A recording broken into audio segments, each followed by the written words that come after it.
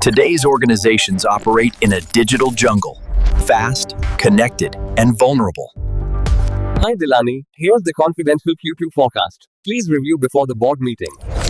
Thanks Kamal. I saw it before A man-in-the-middle attack happens when a hacker secretly intercepts communication between two parties, often through unsecured Wi-Fi or spoofed SSL certificates. I'm just uploading some scanned ID copies for onboarding.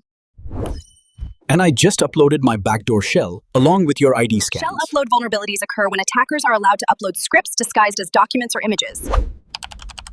These scripts give them control over your server. Together, MITM attacks and shell upload exploits can steal credentials and emails, modify transactions, upload malware. Protect your organization. Use HTTPS and VPN, validate SSL properly, secure file uploads, patch web apps, run vulnerability tests. Don't wait until your network becomes someone else's playground. Secure your systems with experts.